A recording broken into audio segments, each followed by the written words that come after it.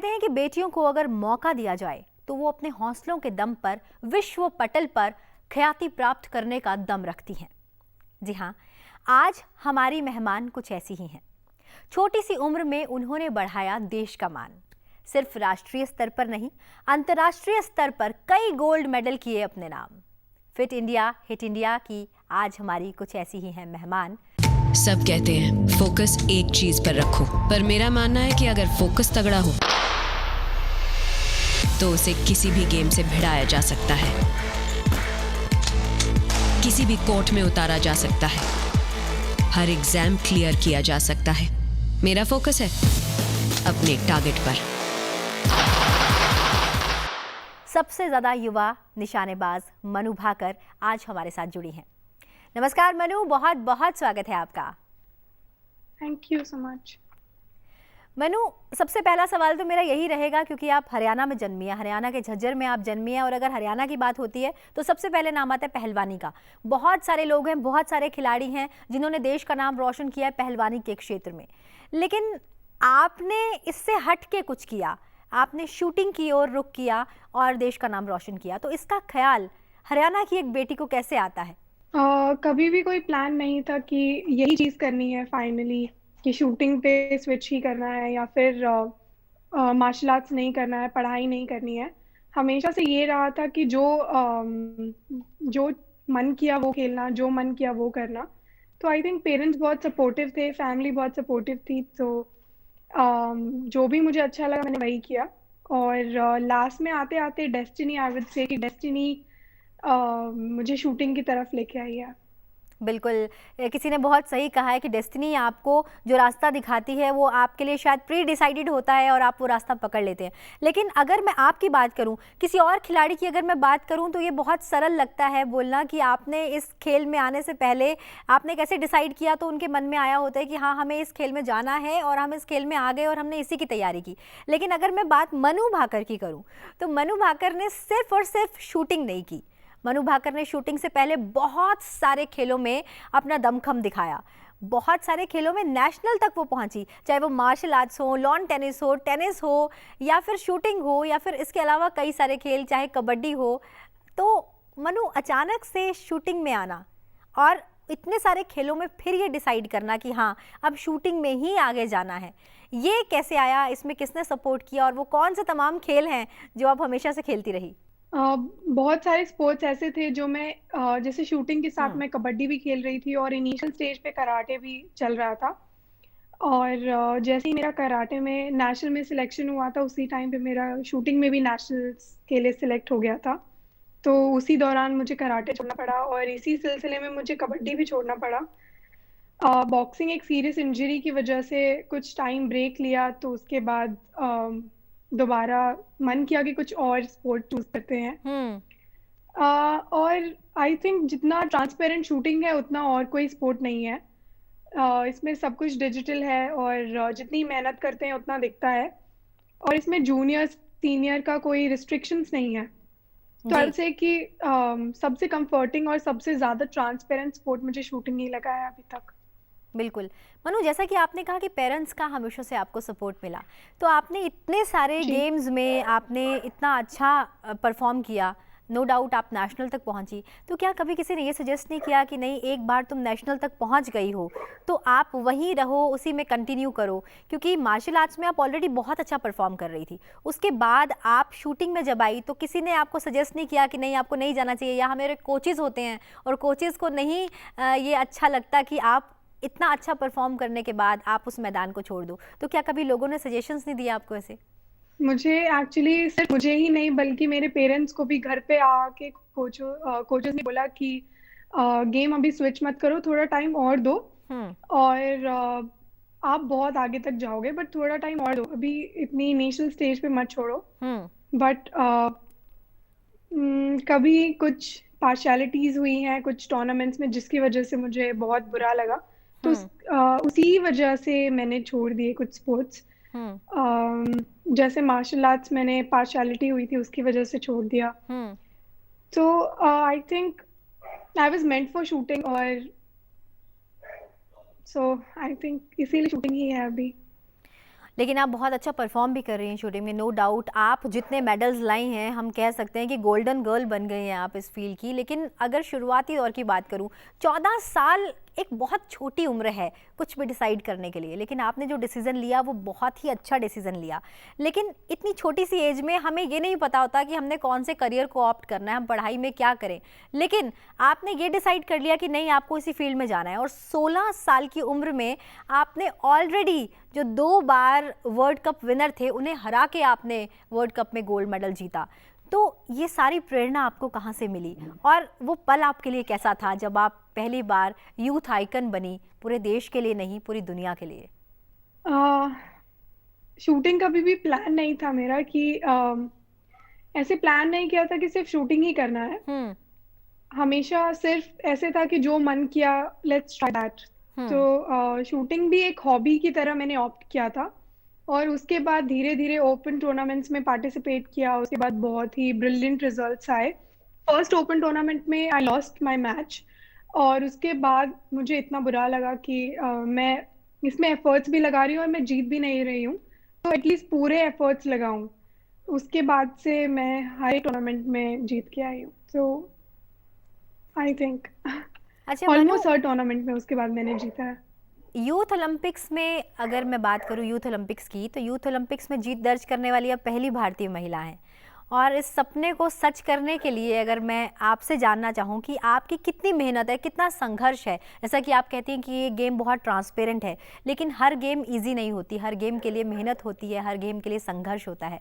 तो जब आप पहली बार यूथ ओलंपिक्स में मेडल जीती, पहली बार किसी भारत की महिला ने देश का नाम रोशन किया, पहली बार जब हमारा नेशनल एंथम वहाँ सुना, तो वो फीलिंग क्या थी और उसके लिए कितना ज़्यादा संघर्ष था आपका? यूथ ओलंपिक्स मेरे लिए सबसे स्पेशल, मैं मानती हूँ कि सबसे स्पेशल है, क्योंकि वो किसी भी एथलीट को once in a lifetime opportunity होती है। एक बार जिंदगी में एक बार ही खेल सकते हैं अगर अपॉर्चुनिटी मिलती है तो। और उसी में मैं इंडिया की फ्लैग बियरर थी। I represented India in the opening ceremony, और उसके बाद फिर सिर्फ एक ही गोल्ड मेडल नहीं बल्कि मैंने 2 मेडल्स जीते, और आई थिंक वो टाइम ब्रिलियंट था। और उसके लिए संघर्ष, मैंने काफ़ी ज़्यादा टाइम प्रैक्टिस किया है, इसके लिए प्रैक्टिस किया था। फेथ था कि इतना मेहनत किया है तो डेफिनेटली कुछ ना कुछ तो अच्छा कर ही लूँगी। आई थिंक संघर्ष को तो मैं एंजॉय ही करती हूँ कि it's a part of life. तो एब्सोल्युटली, इट्स अ संघर्ष पार्ट को ऑफ संघर्ष लाइफ। की तरह नहीं लेते हैं। बिल्कुल, संघर्ष को संघर्ष की तरह नहीं लेते, वो एक हार्डवर्क है। अगर आप मेहनत करेंगे तो उसका नतीजा बहुत अच्छा आएगा। मनु, अगर मैं खेलो इंडिया की बात करूं, खेलो इंडिया के तहत आपको काफ़ी सपोर्ट मिला, काफ़ी इंस्पिरेशन मिला। अगर मैं खेल मंत्रालय की स्कीम की बात करूं तो इस स्कीम के तहत खिलाड़ियों को काफ़ी मदद मिलती है। आपको किस तरह खेलो इंडिया ने सपोर्ट किया और खेलो इंडिया बाकी खिलाड़ियों के लिए कैसे मददगार साबित होती है, इसके बारे में आप हमें थोड़ा बताएं प्लीज़। आई बिलीव कि खेलो इंडिया बहुत सारे जो एमर्जिंग शूटर्स, सिर्फ शूटर्स ही नहीं बल्कि जितने भी एथलीट्स हैं उनके लिए एक लॉन्च पैड जैसा है। बहुत सारे बच्चों को प्लेटफॉर्म नहीं मिल पाता है परफॉर्म करने के लिए। बहुत इनिशियल स्टेज पे उनका टैलेंट ही खत्म हो जाता है क्योंकि उनको प्लेटफॉर्म नहीं दिया जाता है परफॉर्म करने के लिए। तो आई थिंक खेलो इंडिया उन सबको सपोर्ट करता है, उन सबको एक जगह देता है जहाँ वो परफॉर्म कर सके, निखर के आ सके और आगे और अच्छा परफॉर्म कर सके। तो सिर्फ इनिशियल स्टेज पे ही नहीं बल्कि आई थिंक खेलो इंडिया काफ़ी लंबा प्रोग्राम है जिसमें बच्चों को सिर्फ एकेडमिक्स ही नहीं बल्कि हर तरह से सपोर्ट किया जाता है। तो मैं भी उस चीज़ की पार्ट रही हूँ 1 साल, और आई थिंक बहुत ही हेल्पफुल है खेलो इंडिया के अंडर आने के बाद काफ़ी ज़्यादा सपोर्ट मिलता है जी। तो it's a very good initiative. No doubt, it's a very good initiative. बहुत सारे खिलाड़ियों को सपोर्ट मिल रहा है और वो उन्हें वो मंच दे रहा है जहां वो अपनी परफॉर्मेंस के साथ देश का नाम रोशन कर रहे हैं और देश का मान भी बढ़ा रहे हैं। और अगर अभी मैं शूटिंग की बात करूं तो वैसे तो मनु कोई भी स्पोर्ट हो, कोई भी खेल हो, हमारे लिए बहुत ज़रूरी है कि हम एकाग्रचित होकर, कंसंट्रेटेड होकर उस गेम को खेलें, बहुत ही फोकस्ड हो, हमें पता होना चाहिए कि हमारा लक्ष्य क्या है।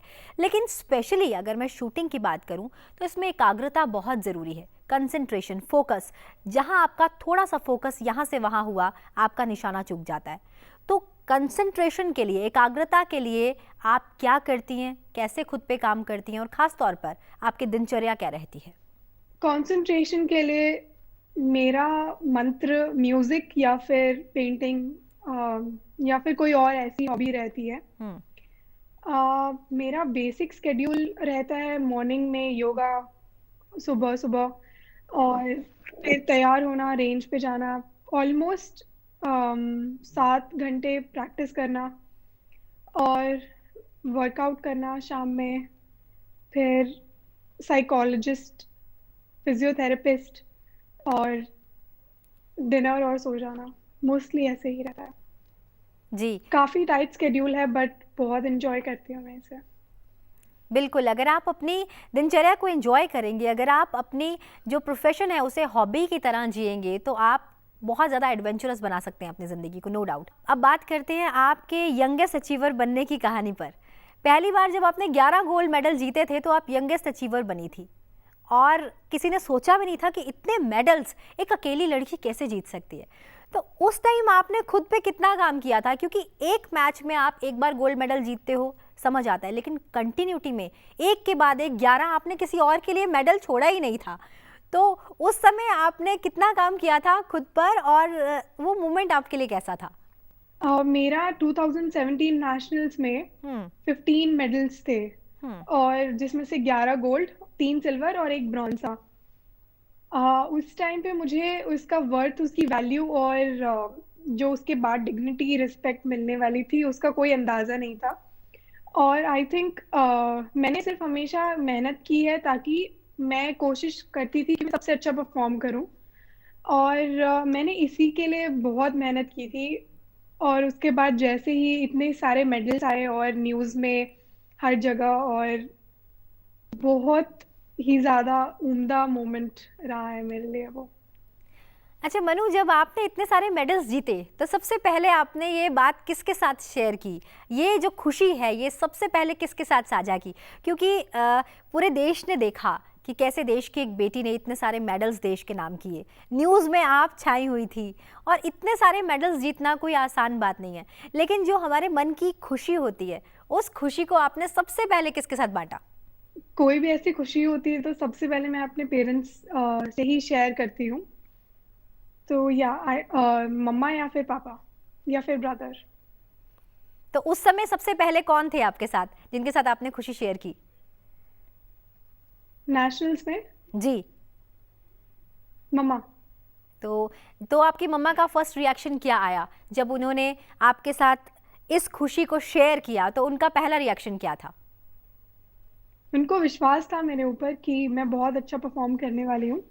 और जैसे जैसे मैं जीतती गई, हर एक शॉट के बाद जैसे रिजल्ट्स आते गए और मैं जीतती गई, तो आई थिंक उनसे ज़्यादा प्राउड वहाँ पे कोई भी पेरेंट नहीं होगा। जी बिल्कुल, नो डाउट। पेरेंट्स को अगर आप पर विश्वास हो तो आप कुछ भी कर सकते हैं। अगर हमें हमारे पेरेंट्स का साथ मिले तो हम कुछ भी कर सकते हैं। कहते हैं कि अगर हमें वो आसमान हमारे घर से ही मिले तो हम उसमें अपने हौसलों की उड़ान भर ही सकते हैं। लेकिन मनु, अब मैं बात करूंगी आपके पहले इंटरनेशनल परफॉर्मेंस की। जब आप पहली बार इंटरनेशनल खेलने गई, अंतर्राष्ट्रीय खेलने गई, तो आपने उस दौर में सिल्वर मेडल जीता। पहले आपके मैच में आपने सिल्वर मेडल जीता, आप गोल्ड से चूक गई थी और आप उसके बाद बहुत उदास भी हुई। तो उसके बाद आपने कितना खुद पे और काम किया कि आप दोबारा से गोल्ड मेडल जीते? क्योंकि उसके बाद आपने गोल्ड की झड़ी लगा दी, लेकिन पहली बार जब सिल्वर मेडल आपके पास आया तो आप बहुत निराश नजर आई। पहला इंटरनेशनल बहुत ही स्लाइटेस्ट पॉइंट से मेरा चुका था गोल्ड। और सबसे ज़्यादा दुख मुझे इस चीज़ का था कि नेशनल एंथम नहीं बज पाया। 0.1 से मेरा गोल्ड स्किप हो गया था और मुझे जितना दुख हुआ मेरी टीम को भी उतना ही दुख हुआ, क्योंकि सब वेट कर रहे थे कि नेशनल एंथम बजेगा, बट वो 0.1 से रहा। और उसके बाद जो दुख हुआ मुझे फिर यही था कि लास्ट मोमेंट पे नहीं छोड़ना है, तो आई थिंक मैंने लास्ट शॉट पे 3-4 फाइनल्स जीते हैं उसके बाद। हम्म। बहुत सारे फाइनल्स, मेजर मैचेस मैंने लास्ट शॉट पे जीते हैं, और वो जो खुशी होती है लास्ट शॉट की वजह से, हमारा नेशनल एंथम बजता है, हमारा फ्लैग सबसे ऊपर जाता है, और इंडियन फ्लैग सबसे ऊपर जाता है, सभी हमारे नेशनल एंथम की रिस्पेक्ट में खड़े होते हैं, तो that is the best moment in any athlete life. Manu, ये आपने बिल्कुल सच कहा। फील्ड कोई भी हो, लेकिन अगर पूरी दुनिया के आगे आपका देश का मान जो है वो आपकी वजह से बढ़ रहा है और सामने तिरंगा लहरा रहा है और हर कोई राष्ट्रीय गान पे खड़ा है, उससे बड़ा सम्मान और कोई नहीं होता कि हमें ये महसूस होता है कि आज हमने सही मायने में अपने देश का मान बढ़ाया है। वो फीलिंग सच में बहुत अच्छी होती होगी। मनु, अब मैं आगे बढ़ती हूँ और शूटिंग की अगर मैं बात करूं, क्योंकि हाल ही में आपका सिलेक्शन जो है वो टोक्यो ओलंपिक्स के लिए हुआ है, तो आप कैसे अभी फ़िलहाल आप टोक्यो में परफॉर्म के लिए खुद पे किस तरीके से काम कर रही हैं? क्या आपका डेली का स्केड्यूल है अभी, और आपको क्या लगता है कि ओलंपिक्स में आप किस तरह का परफॉर्मेंस दे पाएंगी? क्योंकि सबसे बड़ी चीज़ होती है आत्मविश्वास। अगर हमारा आत्मविश्वास हमारे साथ है तो हम कभी डगमगाते नहीं। तो अभी आप खुद को कहाँ देखती हैं अगर मैं आने वाले ओलंपिक्स की बात करूँ तो? मेहनत बहुत ज़्यादा चल रही है अभी, और आई थिंक डेस्टिनी है, और चांस है, लक है, और आप सब लोगों का सपोर्ट है, ब्लेसिंग्स है, और हम अपना, मेरी तरफ से मैं पूरा 100% अपना परफॉर्मेंस के लिए दे रही हूँ। बाकी कभी हार्ड लक होता है, कभी अच्छा लक होता है, और आई थिंक आपकी प्रेयर्स के साथ I would be able to perform.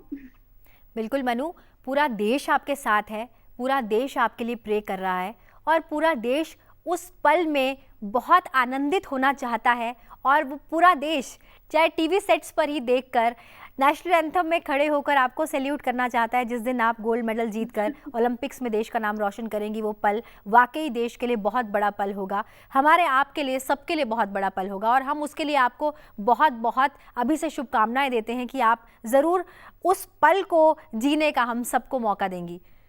अब मनु, आगे बढ़ती हूँ, और शूटिंग में ही ओलंपिक्स आप जीत के आएंगी। हाल ही में आपको अर्जुन अवार्ड भी मिला है, और एक बहुत छोटी उम्र में आपने एक ऐसा पायदान जो है उस पर आप पहुंचकर आपने ये साबित कर दिया है कि अगर आपके अंदर जज्बा हो तो आप कुछ भी कर सकते हैं। लेकिन मनु, क्या आपने कभी सोचा है कि आपकी ज़िंदगी में आपका बेसिक प्रोफेशन क्या है? क्या आपको यही शूटिंग करते रहना है, या आपने ज़िंदगी में कुछ और बनने का भी कभी सोचा? नो डाउट ये सवाल मुझे अब नहीं पूछना चाहिए, क्योंकि मनु भाकर शूटिंग का दूसरा नाम है, लेकिन क्या मनु कभी ऐसा सोचती है कि वो जिंदगी में कोई और ऐसा करियर भी है जो कभी अडॉप्ट करना चाहती हैं? मैम एक्चुअली इतने लंबे प्लान्स कभी भी नहीं लेके चलती हूँ। मैं शॉर्ट टर्म प्लान्स ही प्रेफर करती हूँ, और मेरा हमेशा प्लान रहता है कि नेक्स्ट कंपटीशन जो भी है उसी पे फोकस करना है, उसके अलावा और कुछ नहीं सोचना है। ज़्यादा से ज़्यादा मैं 1 साल से ज़्यादा मैं सोचती ही नहीं हूँ, प्लान ही नहीं करती हूँ। मैं पूरा फोकस आने वाली चीज़ पे ही करती हूँ। तो बिल्कुल। अभी किस्मत कहाँ लेके जाए, किसकी किस्मत कहाँ टर्निंग पॉइंट ले ले, किसी को नहीं पता है। लेकिन बट जब अभी बात के लिए मैं शूटिंग से बहुत खुश हूँ, और आई डोंट थिंक मेरा कोई प्लान है शूटिंग छोड़ने का। बिल्कुल, हम चाहते भी नहीं कि आप शूटिंग छोड़ें, हम भी नहीं चाहते, और शूटिंग खुद भी नहीं चाहती कि आप शूटिंग को छोड़ें, क्योंकि शूटिंग का आप दूसरा नाम बन चुकी हैं।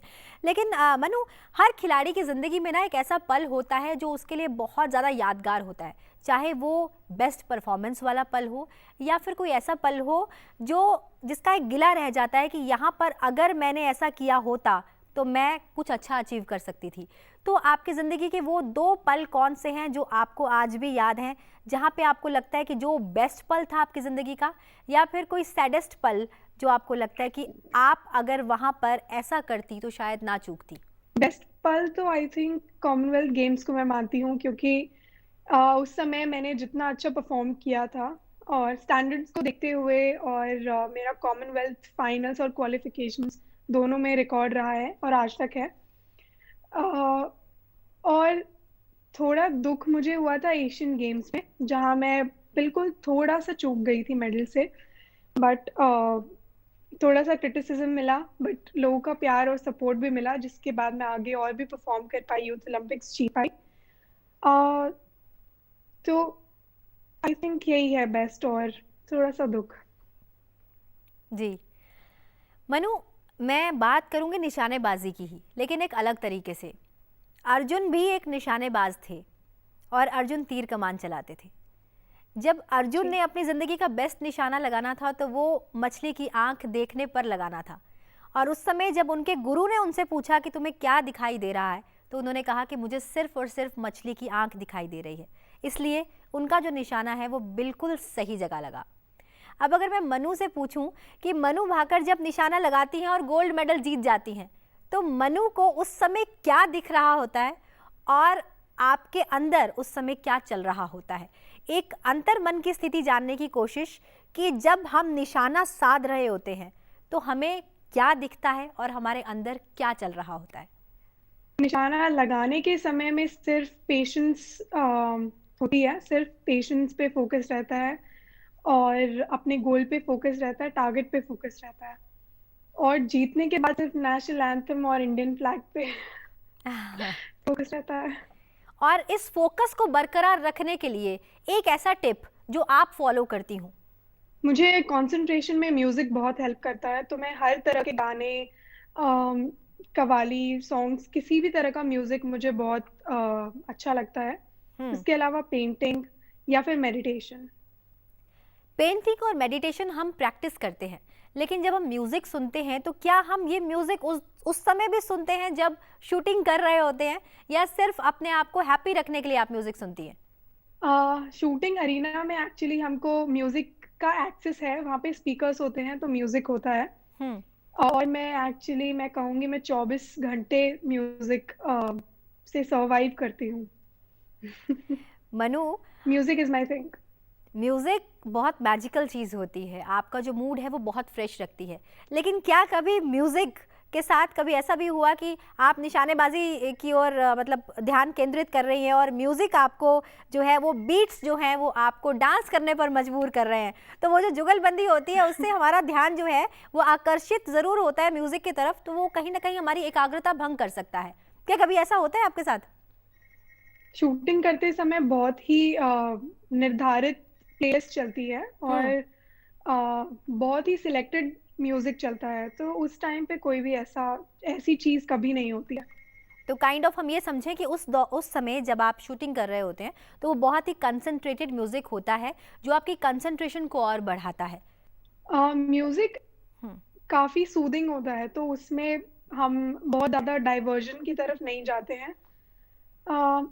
तो हाँ, कहा जा सकता है। क्योंकि एज अ लेमैन मैं ये ज़रूर जानना चाह रही थी कि वो म्यूज़िक किस तरह का होता है, क्योंकि अभी आपको बहुत सारे लोग सुन रहे हैं और शायद उनमें से कुछ ऐसे भी होंगे जो इसी फील्ड में जाना चाहते हैं, जिन्होंने आपसे ये टिप तो ले लिया कि म्यूज़िक सुनना है, लेकिन उनको ये नहीं पता कि वो म्यूज़िक किस तरह का होगा। तो उन तमाम लोगों को आप ये ज़रूर संदेश दें कि अगर वो भी शूटिंग की ओर जाना चाहते हैं, शूटिंग के फील्ड में कदम रखना चाहते हैं, या फिर उनको लगता है कि वो बहुत अच्छे शूटर हैं और वो आपसे एक टिप लेना चाहते हो, तो आप उनसे क्या मैसेज साझा करेंगी कि वो अपने पे किस तरह काम करें? मैं कहना चाहूँगी कि कंसंट्रेशन के लिए आप वो करिए जो आप खुद चाहते हैं करना। कई लोग पेंटिंग करना चाहते हैं, कोई म्यूज़िक सुनना चाहता है, कोई मेडिटेशन मतलब अच्छे से मेडिटेशन कर सकता है। तो आप वही करिए जो आपको ज़्यादा अच्छा लगे, किसी और की उस पे हिदायतों पे मत जाइए। और दूसरी चीज़, मेहनत करते रहिए, आप ज़रूर समर्थ होंगे, सक्षम होंगे और सक्सेसफुल होंगे। बिल्कुल, जिन्होंने आपको सुना है वो ज़रूर सक्सेसफुल होंगे आपकी इस बात को फॉलो करके, क्योंकि एकाग्रता अगर आपके जीवन में है, फोकस अगर आपके ज़िंदगी में है और आपको पता है कि आपका लक्ष्य क्या है और आप उस निर्धारित लक्ष्य की ओर बहुत कंसंट्रेटेड होकर उसे फॉलो करते हैं, तो नो डाउट सक्सेस हमेशा आपके पीछे रहती है। अब क्योंकि मनु हम हर खिलाड़ी से ये जानने की कोशिश करते हैं कि वो फिटनेस के लिए क्या करते हैं, तो हमारे तमाम दर्शकों के साथ आप एक फिटनेस टिप ज़रूर शेयर करें कि आप फिटनेस के लिए क्या करती हैं। डिसिप्लिन स्केड्यूल अगर हमारा होता है और क्या खाना है, बैलेंस डाइट होती है, तो सभी चीज़ें अंडर कंट्रोल रहती हैं। बिल्कुल, बैलेंस डाइट और योग तो आपने कहा ही है कि योग, मेडिटेशन, बैलेंस डाइट ज़रूर हमें फिट रखेगा और जिन्होंने आपको सुना है वो ज़रूर इसे फॉलो करेंगे और हमेशा ये फॉलो करेंगे कि अगर वो इस फील्ड में जाना चाहते हैं तो वो इन तमाम जो पॉइंट्स हैं उन्हें अपनी ज़िंदगी में लेकर आएँ और डिसिप्लिन के साथ उसे फॉलो करें। बहरहाल मनु, आप हमारे साथ शामिल हुई, आपने अपनी बातें हमारे साथ शेयर की और अपना स्केड्यूल हमारे साथ शेयर किया और हमें बताया कि किस तरीके से आपने शूटिंग में खुद पर काम किया, आपने संघर्ष की कहानी हमारे साथ शेयर की। बहुत बहुत शुक्रिया और आपको अग्रिम शुभकामनाएँ, अग्रिम बधाई। और हम पूरा देश देख रहा है आपको, आपकी परफॉर्मेंस को। हम ये उम्मीद करते हैं कि आने वाले ओलंपिक्स में आप बहुत अच्छा परफॉर्म करें, देश का मान बढ़ाएं। देश की शान तो आप हैं ही, देश की शान को और डबल कर दें। बहुत बहुत धन्यवाद मनु हमारे साथ जुड़ने के लिए। बहुत बहुत धन्यवाद। तो ये थी हमारे साथ शूटिंग का दूसरा नाम बन चुकी मनु भाकर, जिन्होंने देश का मान बढ़ाया है। हरियाणा की ये बेटी जिन्होंने अपनी जिंदगी में जो चाहा वो कर दिखाया। देश का नाम हर फील्ड में इन्होंने रोशन किया। बहुत सारी गेम्स खेली, लेकिन हर गेम में, हर खेल में कमाल कर दिखाया। आज भी शूटिंग में ये देश का मान बढ़ा रही हैं। कितने गोल्ड इन्होंने देश की झोली में ला दिए। जाहिर सी बात है, अगर आप फोकस्ड हैं और आपने ये ठान लिया है उस जज्बे के साथ कि आपको ये कर दिखाना है, तो फिर आप कभी पीछे मुड़कर नहीं देखते।